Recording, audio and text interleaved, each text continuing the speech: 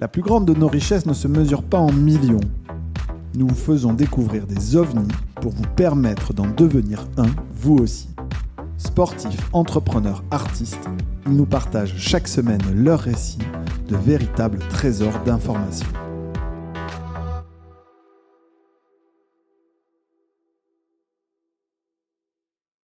Welcome back to the OVNI Capital Podcast. I'm your host, Marie Autier. I'm an entrepreneur turned investor, and I'm now a general partner at OVNI Capital. My guest today once ran a $5 billion ads business at Twitter and helped shape the future of ads monetization. And yes, he also greenlit the acquisition of my startup, Aiden AI, by Twitter in 2019. I'm so delighted to say that today I'm sitting down with Bruce Falck, who was previously GM of revenue ads at Twitter and now the founder of Halcyon. Bruce, thank you so much. It's fair to say that you once ran a $5 billion ads business at Twitter. You helped shape the future of monetization in tech.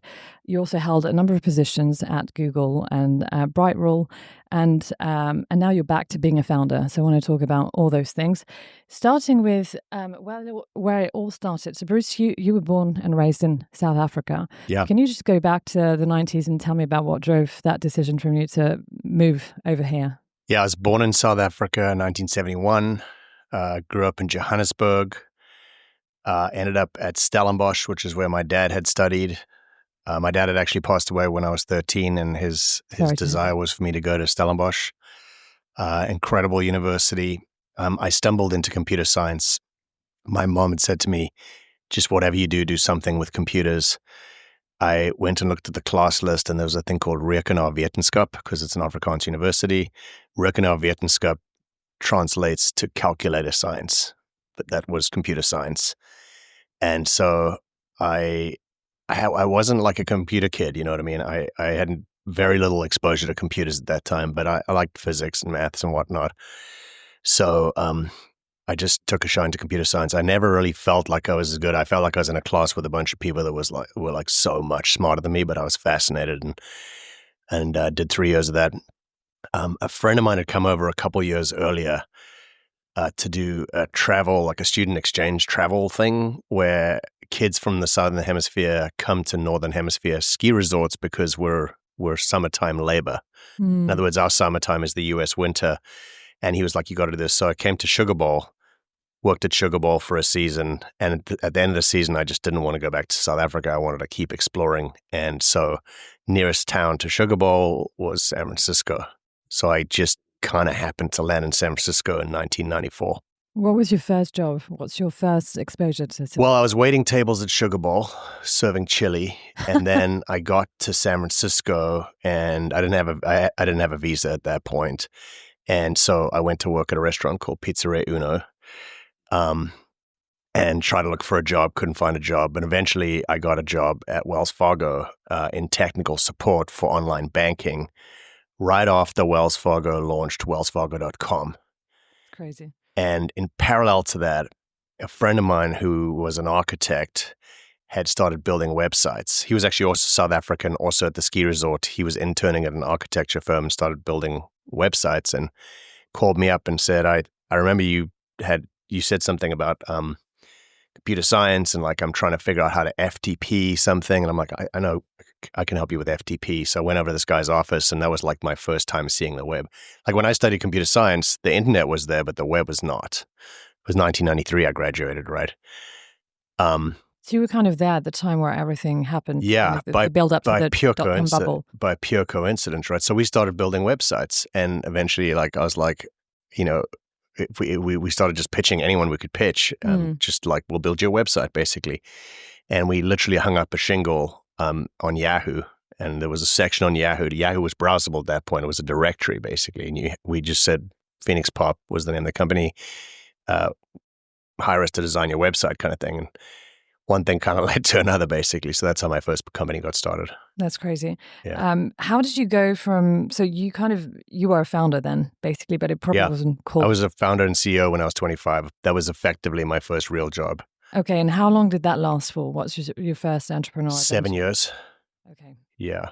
So then you kind of... Never raised capital. I think that's maybe a key distinction is as I think about founding this company, it's so different than what I did then. So we were just bootstrapped. We just started making websites for people as a services business. We ended up working for a bunch of people that were VC funded, which was super fun. All the .coms, right? We were building .coms. Was there a scene already back then? Well, there wasn't initially. Like the first 95, 96, we were basically doing corporate stuff, right? We worked for HP and Samsung and Levi's and Dockers, and we were making little corporate brochureware type websites, right? But it was getting more interesting and sophisticated. Like Levi's wanted to put their catalog online, so we built their little catalog app. I mean, it's a very small projects, right? But then the .com started happening, and we got a customer called wineshopper.com. These guys were like, okay, we're just two people with an idea. You're going to be our development team. We're going to go pitch Kleiner Perkins. Can you come to the meeting with us so that we can say you guys are building the website? We're like, yeah, cool. So we went down. These guys raised a $50 million Series A. So all of a sudden, like we went from these like $25,000, $50,000 projects to like we're in the room with Kleiner Perkins, and these guys are raising $50 million and paying us a couple $1 million, I think, at the time to build wineshopper.com. And I mean the whole thing. At that point, you're designing the logo, you're building the website, you're buying the hardware for them, you're configuring the hardware, you're helping them select a data center vendor, you're putting that stuff in the trunk of your car, driving down to their colo, bolting in the machinery, configuring their network, and like switching it on. So like we went from these little websites to like and these are like at that point you were doing these like E4500s with an Oracle database. And these big Cisco switches, and it was just the dawn of the internet. And one of my earliest memories was walking into one of the colos, and there was this big room of servers, and we're like, "What's that?" And they were like, "That's Yahoo." And we're just like, "Whoa!" And after that, I want to fast forward a little bit. So you've led teams at Google, Twitter, and now you're back at founder level. Yeah. How does that feel?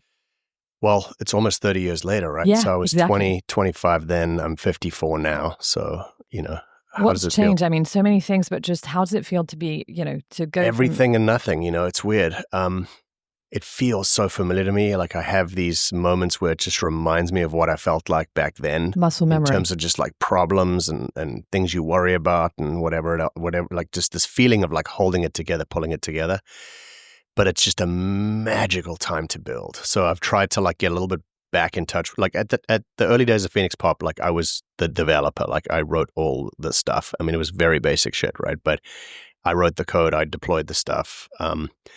And so I decided when I did this company, because I'd gotten so abstracted from product building, I was a sort of a product manager and a product leader at Twitter, but I didn't, I knew the words, I didn't know these systems at all. So I decided to make a point of trying to get back into it. And I'm like I built one tiny feature on our thing, but I've made a point of learning GitHub. Like I can get pull, I can commit, I can deploy again. Yeah. Basic stuff. But like all the stuff I used to do back then, like FTPing files onto a server, is still kind of what we do today. But now we do it with CI and whatnot. But I'm really fascinated because, like, if you think about it, what did you learn from being inside multiple tech giants? Because there's like 30 years and also just loads of experience because you've scaled businesses. You had, $5 billion business in ads revenue. So look, when you think about first-time founders right now, what are the things that you learned when you were those tech giants that you can share with them? I got very, very lucky and joined Google. And that was an absolutely formative experience for me. How did that happen? Take us back. So real briefly, the company, the Phoenix Pop, was this rocket ship that we rode all the way up and then down. I ended up going bankrupt. The company went bankrupt. We lost the company. All these .coms all of a sudden didn't have money. And I was like, but you owe me $1 million. They're like, yeah, sorry. The VC that said they were definitely going to like bridge us to the next round, like didn't.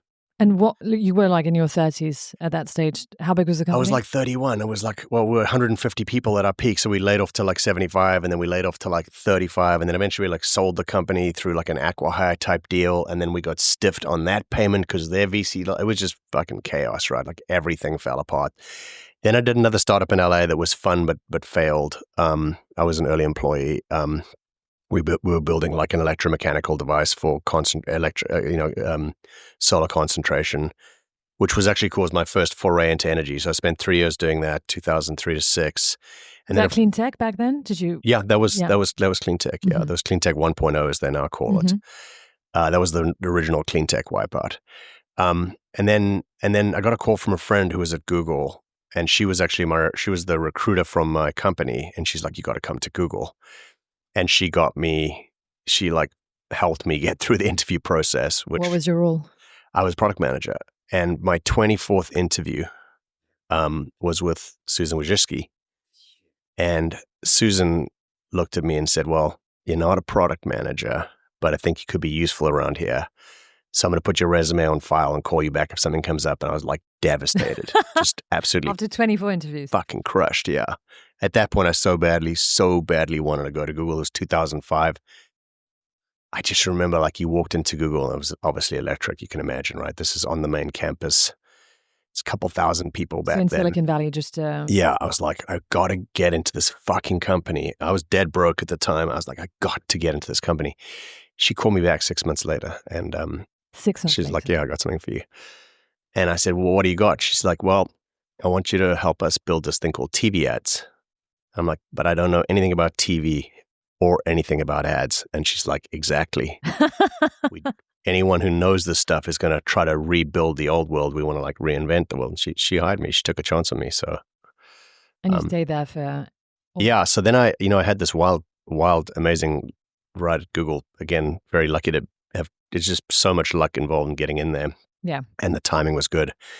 Company went from 4,000 to 40,000 people in the 8 years that I was there. And it's insane. I was chatting with some friends recently. We were kind of reminiscing, and it was like your team just doubled every single year, like de facto as a rule. I mean, it was just going gangbusters. And so TV ads, I actually failed as a product manager on TV ads. They're like, you actually are not a product manager. And a guy called Mike Stibe and my friend Eileen Norton they took me under their wing and they're like, come over to the business side.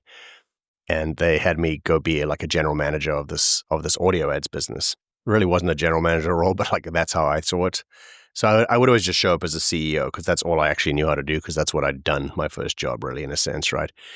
And that actually turned out to be a good skill at Google is to be a GM. I think being a GM kind of actually had like I could actually outplay these very technical product managers in a sense. So with a founder mindset. Just a founder mindset, yeah, and an immigrant mindset, by the way. Totally. I don't look like an immigrant, but I'm an immigrant. I got to America. I didn't know a single fucking person here. I was here all by myself. How'd you even get a visa? I had no visa. How'd you do it? So I was illegal for a long time. And eventually I went to my lawyer I found a lawyer when we had this company. I was like, I'm not legal. She's like, okay. I said, what do I do? She said, you can actually sponsor yourself. I'm like, how do you do that? She's like, well, the company is a legal entity and the company can sponsor you even though you own the company. I was like, wow. Got an H-1B visa. Wow, that's amazing. Yeah, so self-sponsored H-1B. Yeah. Anyway, and the visa story is another, I mean, like it took me like 13 years to get a green card. Just wild. A lot of resilience though, so it does play a role. It just was mindset. Like, yeah, exactly. Failure was not an option, right? Yeah. So, the key thing at Google also, so I did this TV ads business, I did this audio ads business. Then they shut down audio ads, which made a lot of sense. But then I was out of a job again. And again, my friend Eileen Norton rescued me and had me come work on this thing called the GDN at the time, the Google Display Network. And what was interesting, and again, lucky, is that was right as we had acquired DoubleClick. Yeah. And so I got to go work with the DoubleClick guys, putting, at that point, the DoubleClick cookie on the GDN network. And the GDN network didn't have a cookie, and so it wasn't competitive, and it just took off like a freaking rocket ship. And I don't know, it's many, many billions of dollars today. And then programmatic happened. And then as programmatic started happening, we acquired this company, Invite Media. Awesome little company. These young founders, Nat and Zach, who are incredible, have gone on to do amazing things. Zach is now a celebrity, doesn't return my calls. Nat, I'm surprised you returned my call. Yeah. So anyway, so we acquired Invite Media, and they had me go help Invite Media and sort of like help take over the business. And Nat told me he was leaving the company because he only wanted to do a year there. They went on to do Flatiron Health, which I don't know if you've heard of. It was a $2 billion exit to Roche. Like, these guys are incredible. And they were young. I mean, they might have been 22 at the time. They started Invite Media in their dorm room when they were at Penn. Yeah, only in America you hear those stories. And I just hit it off with them. Like, I was like, they were like, we hate Google. I'm like, why? He's like, we can't get headcount. I'm like, what do you need? We need 15 heads. I'm like, why? I'm like, we can't serve the revenue. It's growing so fast. So I was like, I'll get you 15 heads. So I was helpful to them basically. And so then I learned all about programmatic. And then programmatic just sort of took off and became like a main character at Google. So I became sort of like the programmatic person. Sorry, I'm being very long-winded. No, Cut me that's off. super interesting. Don't worry. So did the programmatic thing, and then eventually I just started feeling like I was a very much like a middle. I mean, I was a middle manager. I wasn't feeling like I was. I actually literally, I was just like in the middle of nowhere. You didn't have the level of I had leadership or authority that you wanted. Yeah, I had this mentor, Philip Schindler, who's now he wasn't the head of business now, but he's now the head of business. And I just said like, it's August and I'm still waiting for my head count. Like life is too short for this bullshit, basically. And I said, I just want to go run something. I can't do this anymore. So I left Google and joined BrightRoll, literally to be a bigger fish in a smaller pond. It was very hard to do because you're taking a massive pay cut. We just bought a house. We were about to have kids. I was married. I just gotten married to my wife, who was a Googler, by the way. I met my wife at Google. Shout out Lauren. So I joined BrightRoll to be COO, and they liked me because I ran a bunch of programmatic stuff at Google, and they were, a 400-person company that were trying to like grow and be big. And anyway, this guy, Todd Sachidoti, awesome founder, him and I had one conversation. I was like, there's no going back. I just want to pause here for a second, because you were in a 40,000, people company, and then you go to 400 people. You were talking about being a big fish in a small pond. Sometimes founders fall into that thing in the sense that their ego gets in the way. They think they're such a big shot. How did you handle your first day to BrightRoll? What was your attitude around the company? I mean, I just wanted to get in and learn. And I think the biggest thing that happened, the biggest immediate feeling I had at BrightRoll when I got there was, I'm only going to get paid if we realize the value of this equity. And it like was exactly what I needed. I needed to be living on the edge. Like at Google, you got liquid RSUs, you just get paid. You know what I mean? And without any risk and adrenaline. Yeah. I mean, look, we worked hard. We, built a lot of value and all that stuff. But you can kind of just ride along. And if you don't show up to work, nothing happens. BrightRoll felt much more real, which I liked. Danger. Yeah, I guess so. Yeah. But like consequences, you know what I mean? Like you better fucking deliver. Anyway, so we ended up selling BrightRoll to Yahoo quite quickly. Which was an awesome exit. And I'd never been involved in selling a company at that level. I got to go sit down with Marissa Meyer. That's amazing. And with Jackie Reeses, who was the head of corp dev there, who's this awesome exec who's become a mentor. And they bought the company for $640 million. And then that was exciting and fun. But then I ended up Yahoo, and I just didn't want to be at Yahoo, but I sort of had to stay at Yahoo. How long was the earnout? 4 years. 4 years? Okay. Yeah. Just like mine at Twitter, which I thought was a long time. Yeah. I mean, this is the biggest thing founders learn, is like selling a company is a brutal experience, and especially on the other side of it, especially on the other, and I've never done it as an actual founder, but like it is brutal on the other side.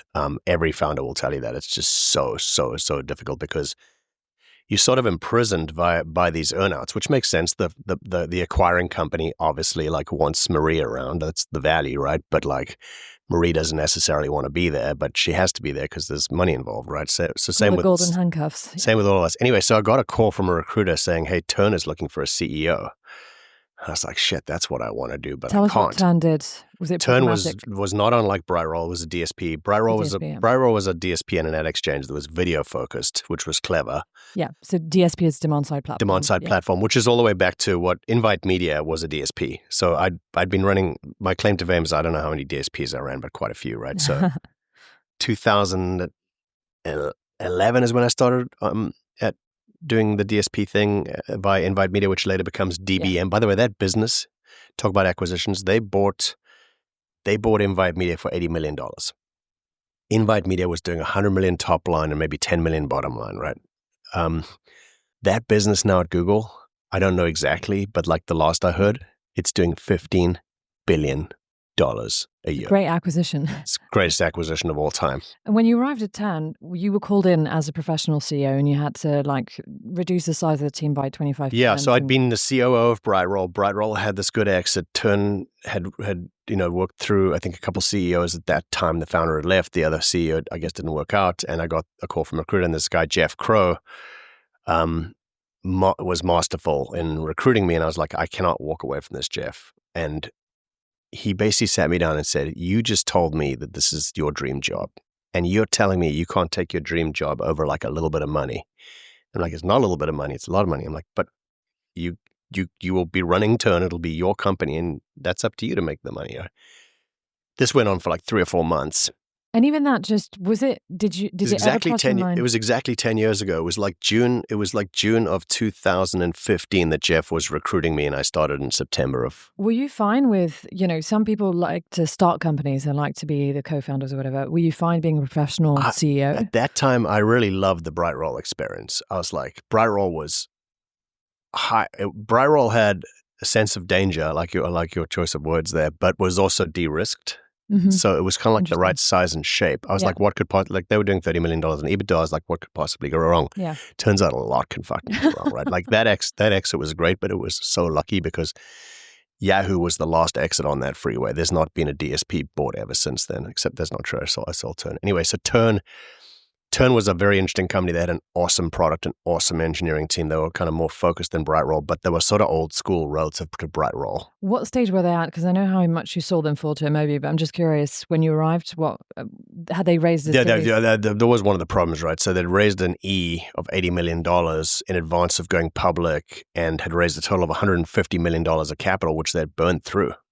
So yeah, in like they 2015, had a big office in New York. I mean, they were planning to go public, and it just didn't work out. And also, I think it's interesting because I was working for an ad tech company back then, and I think what's interesting is that back then the market was super, ripe for IPOs, and there was this faith and optimism around it. The company I worked at tried to IPO and they failed. What year?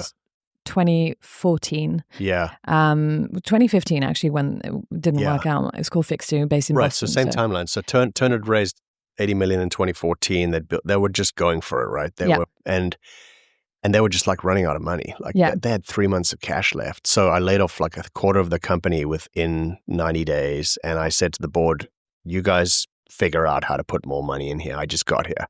Or I'm out, basically. So you came in with that mandate of just being George Clooney up in the air. After I got there, they're not going to tell you that on the way in. It's always the case. They were upfront, but I mean, you always find some stuff out, and so it was tight. So again, Jeff Crow, who has just been amazing throughout and is still an amazing mentor to me.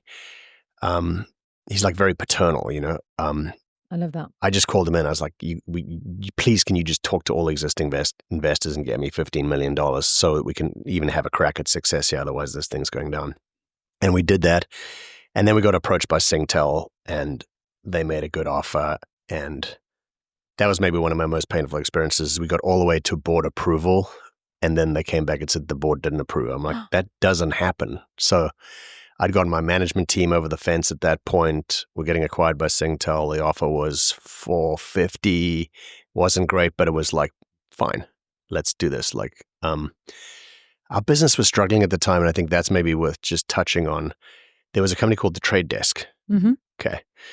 The Trade Desk and Turn were battling it out, and they were the alternate to DBM, which was the Google, the thing that I'd run at Google. The big monster was DBM, and the world needed an alternate.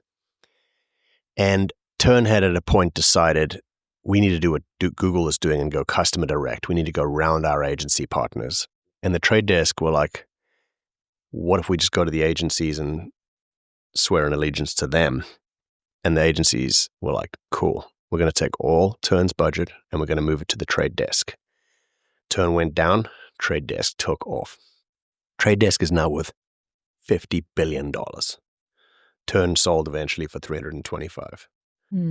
So like, that's just for me like an incredible story of how like outcomes diverged. And Turn was dominant relative to Trade Desk for quite a few years.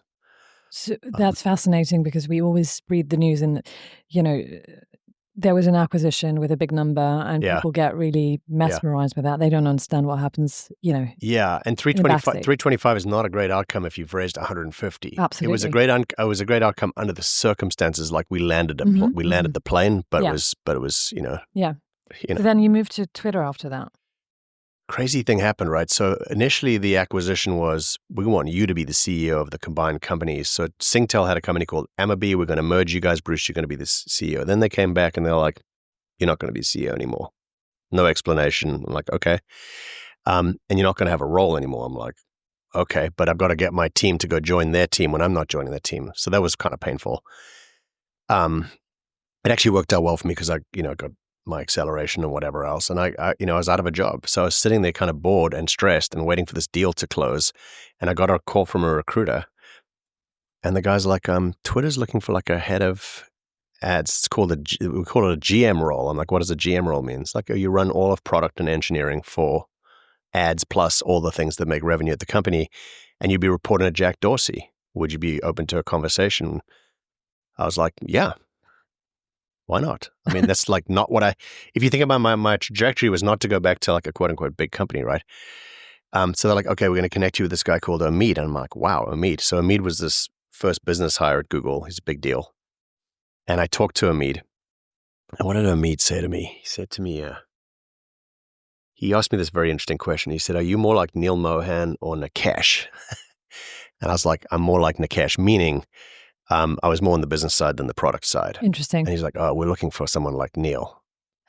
But why don't you come in anyway? I was like, okay. Only in San Francisco you get those stories. Yeah. Well, the thing I learned afterwards is that Omid had obviously done some background checking on me and called Philip Schindler. And Philip's like, Bruce is great. Shout out to Philip Schindler. Also been a big supporter over the years. Love that guy. So you're back in a company that's like 3,000 people back then? So I sit down with Jack and Omid, thinking like I've already screened myself out, right? I've already told them I'm not what they're looking for. But what they liked about me was I'd been a CEO and I'd been a founder. For sure. Right. And they wanted a GM and this was like a turnaround situation. So what year was this? Remind us. This is now 2017, April 2017. Okay, yeah. So my key qualification actually in that situation was having been a founder. I vibed with Jack.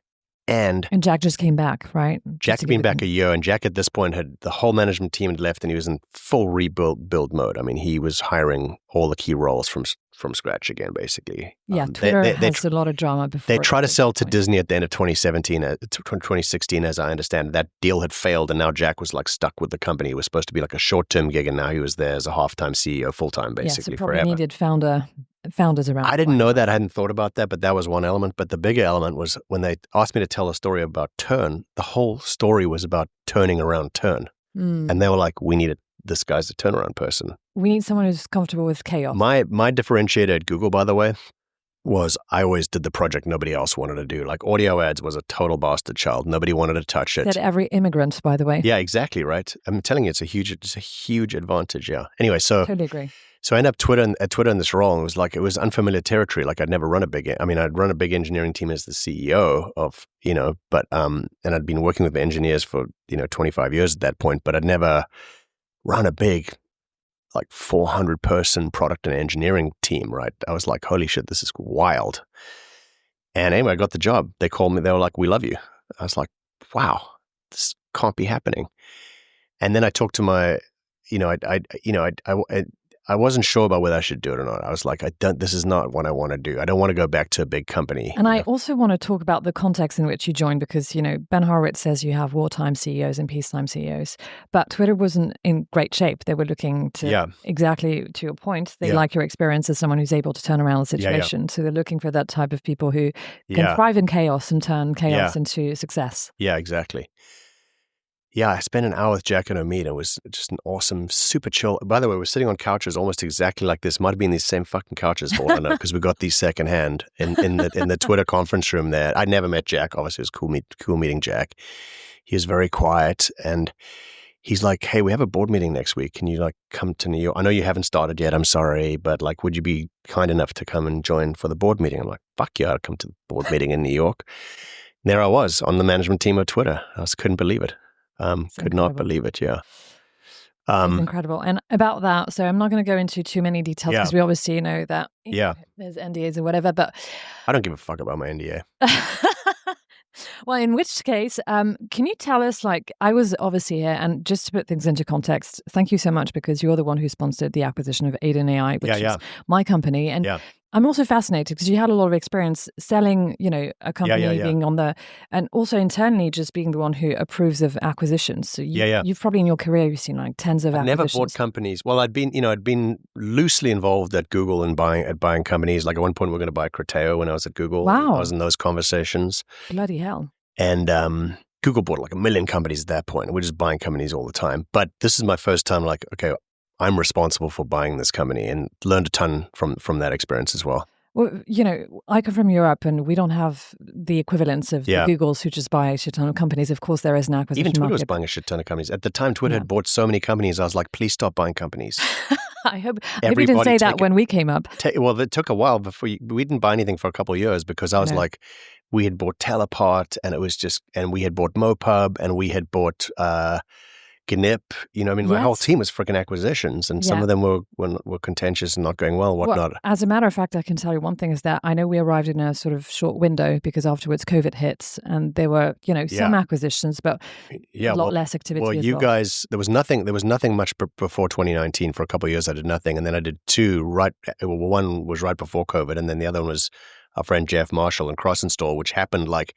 I met him in the office, and then COVID happened, and we did the deal. We did the deal over video conferences, and those guys never ever came to the office. Well, credit to you for not canceling that. I didn't meet Jeff in person from that time for like a couple of years. But even then, like a lot of M&A teams just stopped buying companies, and you kind of went with it. And I'm sure Jeff feels really grateful about that. So taking you back to that time, so you were talking about golden handcuffs. I had to stay for 4 years as well, and I ended up actually leaving after 3 because of the change of leadership. But how did it feel for you? Like, you spend so much time, sweat and dedication. And, Twitter had a very special, unique culture where you really bonded with the people you worked with.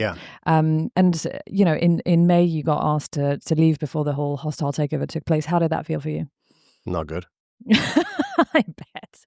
But you wake up and literally get asked to call your mum and, it's going to be out in the news. I mean, I had a meeting with the CEO. I've been there 5 years at this point, and Elon had shown up and we had an offer to sell the company, right? And I got a phone call I had a one-on-one with the CEO, and he showed up with the HR person and said, we've decided you're not going to be part of the company. I couldn't believe it, basically. And it was a big media event, as you say. The head of, Leslie, the CMO, was like, hey, you need to tell your mom about this. I'm like, why'd I have to tell my mom? She's like, it's going to be all over the news in the morning. I mean, I'm like, my mom's not going to see it. She's in South Africa. She's like, no, this is going to be a global news event. I was like, wow, really?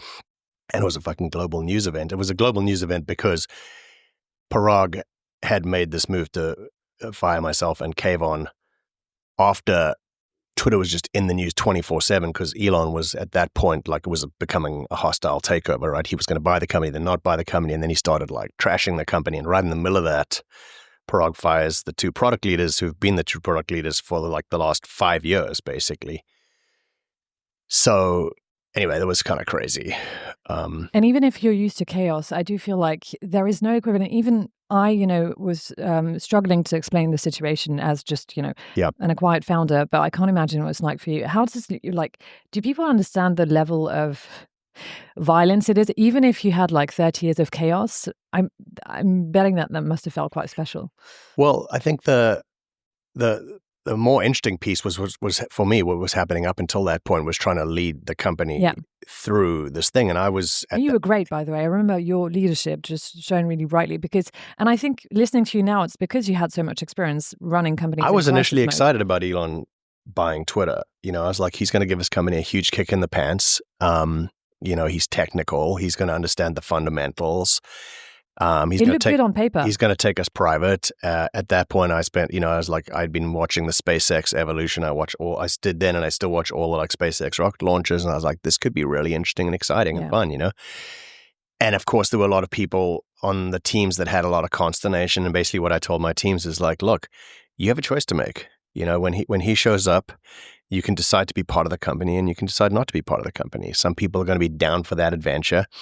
and some people are not. Now, I was naive. I had no idea what was ultimately going to happen and No how one knew. insane it was going to end up being. And it's kind of, in a sense, a little sad what happened. I think under different circumstances, it might have worked out. There were a lot of dynamics at play. I think the untold story, by the way, I keep trying to tell a story nobody's biting, but the untold story actually is that the Apple ATT tracking change, right? The Apple's privacy changes that happened, I want to say beginning of 2021, resulted in a delayed impact on the stock prices of anybody that depended on Apple ATT, which included Facebook, Twitter, Snap, Pinterest, and any of the social in-feed social apps, right? And by the end of the year, the penny had kind of dropped for analysts that this was a big fucking deal. And Facebook said on their earnings call, by the way, we just have to disclose, we think it's going to cost us $10 billion in revenue in 2022. And if you dig up the stock charts of all those companies at that time, that is when they drop, and they dropped 50%. So Twitter went from $70 a share to $35 a share overnight. Boom. Right. And we're in the middle of this turnaround, and we're in the middle of the sprint to like grow the company, grow the revenue. We're like going for it. We're like fucking going for it. Now, why that matters is when the stock gets cut in half, Twitter's a $30 billion company, not a $60 billion company. So Elon can afford a $30 billion company and pay a premium on top, but he couldn't have bought Twitter were it not for ATT. So we have Tim Cook to thank for Elon owning Twitter. That's a unique take. And then, of course, when the stock tanked, Elon was like, oh shit, I'm overpaying here, right? And like probably anyone would have done that. They would have tried to get out of the deal, and he tried to get out of the deal, and it didn't work out. So by the time the deal culminated, I think it ended up just being very bitter for him that he was forced to buy the company. His fault, he signed a contract and whatnot. But it just got very, very ugly very quickly. Absolutely. And I think it's one of the rare occasions where the media wasn't really dramatizing things. I think the media was actually probably using euphemism as to what people who were left inside felt. And I want to thank you for one thing. I don't know if you know that, but actually you're the reason I got my visa to move to the US. And I remember going to the embassy in London. I remember talking about it. Yeah. I mean, honestly, for me, it had been 18 months. It took bloody ages because back then we were all remote. So there was like, no one was approving of transfers. And actually, unfortunately, I heard the news about you no longer being at the company. And I literally was going to the embassy. Crazy. Yeah. At the time. Yeah. Your name was on it. And I was just like, oh, am shit. I not going to move? And I was just thinking, oh, bloody hell. And I was really upset that you weren't around anymore. But there was a really unique moment for me where I thought, well, who's going to be left if they're getting rid of the founders? Because Kayvon built Periscope, didn't he? Yeah. Right. So as a founder, selfishly, I was thinking about, can we still have a bit of founder energy? But yeah. And then you're starting a new company now. Can you tell us a bit more about Halcyon? Yeah. So I was like wandered around in the world for a year trying to figure out what to do. I wanted to start a company, but at the time my wife wasn't supportive. So I was like, well, maybe I should go get a job. I ended up talking to like, all the various, usual suspects that had big ads team, Facebook, Snap, Pinterest, Google, Amazon. And just on that, if you don't mind, I think it's super important. Throughout our lives, when we want to be a founder, we have to think about financing our risk. And, as you have kids, it's opportunity cost, It is opportunity cost. And I think it's important to think that sometimes even if you still have it in you and you want to start another company, it's not always easy because you're I mean, your circumstances are different when you're 54 versus, I've got 3 kids, 5, 8, and 10, and whatnot. Anyway, strangely enough, once you start working at a big company, making a lot of money, you become sort of you're kind of stuck a little bit in that. You're entrapped. So I tried to find a big company job, couldn't find one, and then I had this experience early 2023 where I was either talking to recruiters or I was talking to founders, and the founders I was talking to were all people from my old team because Twitter got vaporized effectively. Yes. And a bunch of people went and got jobs and a bunch of people started companies. So, there was this guy, Ian was starting a company. Anna Weber was starting a company. Sarah Bakepool was starting a company. Kayvon was starting a company. Our friend Mo had started a company a couple of years before us. Anyway, it's like, I had like every day, all day, I was talking to all these people starting companies and they're raising money. And when I talked to those people, I got very energized. And when I talked to recruiters, I got very depressed. They're like, tell me about your background, And I remember talking about this to the senior recruiter at Google, right? This guy, Philip Schindler, introduces me to this very senior recruiter at Google. And she says, yeah, tell me about your background. No one here has heard of you. And I'm like, when you've been in the New York Times multiple times. I mean, listen, I've been out of the company many years, but I was like, holy shit, right? It's like Google's changed. Anyway, so that was just very depressing. I felt like basically I was fresh off the boat again. So interesting. And I'd never done anything. And I was like starting from scratch and I was having to like sell myself and explain myself. Which is a crazy thing to imagine when you've had so many, I mean, your CV. Well, and every recruiter's number one question is like, well, tell me about why you got fired from Twitter. I mean, that's all they knew about me. I mean, if you look me up, that's the headline, right? So it's like, but what about what we did at Twitter? We like quadrupled the business over 5 years. We quadrupled the stock price over 5 years. We hit a $6 billion run rate, can't help saying that, in Q4 of 2021. I mean, like we did a lot of stuff, right? But at that point, like the Twitter name was so tarnished. I mean, every podcaster was out there. So you were back to kind of, day one, almost. So then I'm like, okay, fine. My wife eventually is like, okay, start a company then. You know what I mean? And thank you, Lauren, for letting him. My friend Andrew Beebe, shout out to Andrew, sort of, had me come over to his office at Obvious Ventures and sat me down and said, I'm going to tell you like all about all the companies we've invested in. He's like, you got to come do something in the clean tech space. And that was so helpful to me. It like got my juices flowing. And I was like, I really like this area. And he's like, oh, you should talk to these two founders. So I just started talking to founders, right? And what should I do? What should I build? What should I do? What should I build? And one question leads to another. And it's just like sitting in my room by myself for 3 months, just talking to people basically and emailing people and just meeting people and like reading and like trying to be open again and seeing what's out there and just asking questions basically. I spent 3 months asking questions and had a very formative conversation with this guy Alex Classic, who is a friend of my wife, who's now our chief data officer at the company, but at the time was just a friend. And he helped me sort of like steer away from an idea around carbon credits that was really bad. He like told me multiple times, you definitely should not do this idea. And eventually I was like, well, what should I do? And we were just kind of brainstorming and spitballing, and he actually introduced me. So I was like, let me talk to some potential customers. And that's when it started to happen. I started to see an opportunity. And how can you tell us about what you're doing right now? I know you're using AI to map out the 50 different states where the energy flows, but I'd love to hear it with your... Yeah, so we've aggregated all the public utility commissions, and the way I say it is we're using AI to unlock data and insights for decision makers in the energy space. So anyone navigating the energy transition has to contemplate energy regulatory, because regulatory is how budgets get decided, basically. Mm-hmm. And we just had high conviction early on. Along the way through Andrew, also met my co-founder Nat Bullard, and luckily was able to pull in this engineer Alex Huros, who is an ex Twitter guy, who was just absolutely instrumental in like the earliest days of building the very, very first thing. And now you've raised a couple of rounds, I think a pre-seed and seed. Can you tell us? Yeah, so I started to talk to angels and got a little bit of money to sort of start paying people in late 23, and got enough of a team together and enough of like I literally wrote down on my notepad one day. I'm like, what have I got? I'm like, I've got a little bit of an idea. I got a little bit of a team. I've got a little bit of interest from investors. And I've got a little bit of interest from customers. And I was like, I got something here, you know what I mean? Like, let's make a deck and go raise money. And then we're like, well, let's figure out exactly what we have to go raise money. So we went and raised a seed from Obvious Ventures and Congruent. So we raised $800K in angel, and then we raised $10 million in seed. And the angels were mostly people from your network previously. It was Kayvon from Twitter. It was Vidya from Twitter. It was Mike Montana and from Peter Twitter. Peter Lenker as well, who was the Peter Lenker from on Twitter. The M&A team from Twitter. Peter, shout out to Twitter. Hi, Peter. And then Sridhar, who's been a mentor to me, put some money in. Patrick Pichette, who was on the board, on the board of Twitter and Google before. French Canadian. Yeah. Sorry, he was on the board of Twitter, and he was the CFO. CFO of Google. Yeah. And so.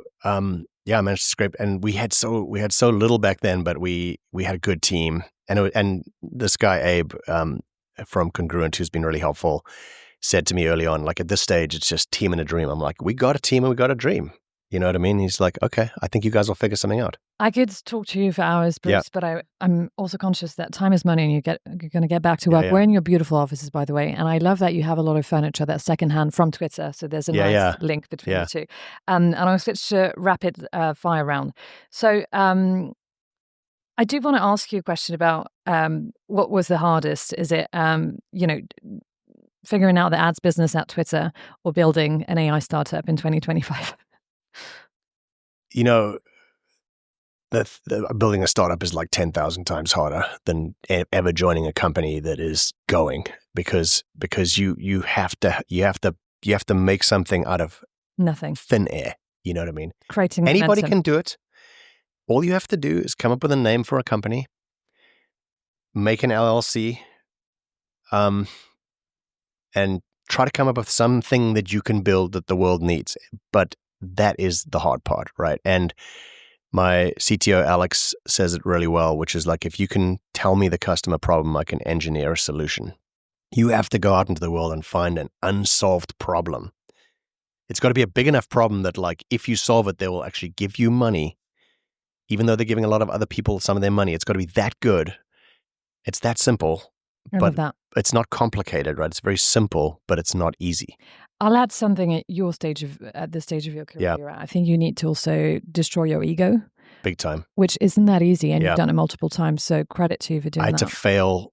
I failed, like my first year doing this was just constant failure. I was just like, to the point where I was like, wow, maybe I just am a total fraud and I don't know anything and I've just been LARPing this whole fucking time, right? Because I apparently don't know how to come up with an idea. But yeah, that was like the most interesting part for me. And I think that's what's keeping a lot of people starting companies, because even just like thinking about years spent at Google, you have people who've spent a couple of years at Google and they're never able to take a risk ever again because they're so enamored with the version of themselves before. So destruction of your self-identity and rebuilding from scratch. Yeah. So your LinkedIn profile says, get stuff done. That's your thing. What's one thing that you refuse to delegate? By the way, I'm a delegator to a fault. That's kind of my style. Mm-hmm. Like I know there's like other product managers that are very micromanagey. Yeah. I'm like a delegator I'm a delegator to a fault sometimes. Like, and I love that. That's why I felt comfortable working with Twitter, because of you. Because I was so worried that I'd work for a company after the acquisition that wouldn't let me be who I am. Yeah, and that's, I think, great. I mean, like I played a lot of team sports, so like team sports is like always my metaphor, and I think that's been true of this company. Like as the team has come together, we've gotten better and better and better. But it's not because it's just me; it's because of the team. Basically, like I don't know much about energy. I can't code like Alex can. I don't know how to like go out into the world with this idea the way my partner Nat does. You know, my comms lead is like obviously better than me. Like all these people, I'm still what I was back then. Like I'm a general manager. You know what I mean? Yeah. And you're good at letting other people take the front seat. You got to get the right team on the basketball court, and you got to let them play well, and you got to constantly make changes to the team until they're playing really well. Basically, do you see yourself as a coach or as one of the players, or both? Maybe a bit more of a coach. But the thing I shouldn't delegate, although I do it to a fault as well, is customer understanding. I think that's the thing the founder really has to do that. Yeah. So that's my self critique. That's where I can keep doing better. It's just more customer understanding. I love that. If you could time travel, what advice would the South African Bruce from Joburg want to give to his future self? I have no idea. It's hard to even think back to that time. I actually loved the South African Bruce because I was just fearless, naive, and just kind of like went out into the world. Like I think I'm proud of like how I did that basically. How do you not become cynical when you've seen all the stuff you've I have seen? become cynical. Yeah. But how do you cure yourself from it? Do you hang out? Do you play hide and seek with the kiddos? Yeah. I think actually doing the startup has been, I did the big company thing for such a long time that you just become sort of jaded. And you just have this feeling like it doesn't really matter if I show up, and you get kind of cynical because of that. So I think building, I actually got into a hobby of building model helicopters when I was at Twitter. Yeah. Through this guy Dantley, who is our design lead. Yeah. And he's like, you should just build helicopters, like do something with your hands. And I just became obsessed and loved it. And it's just building is very, very grounding. Yeah. Building is real. You know what I mean? Yes, it's real. It's concrete. So much of the stuff is just, emailing and meetings and politicking and whatever else. It's just there's no substance to it. Like building is actually substance. I love that. That's a fantastic way to end the podcast. Yeah. Go build. Thank you so Awesome. much, Bruce. It's been such a pleasure and an honor to be here. And thank you for welcoming us in your beautiful offices in San Francisco. We'll probably be back very soon. Can't wait. You guys, this is Mikasa Sukasa, right? You guys can come hang out here. We've got lots of spare space anytime you want. Thank you so much. Cool. Bye.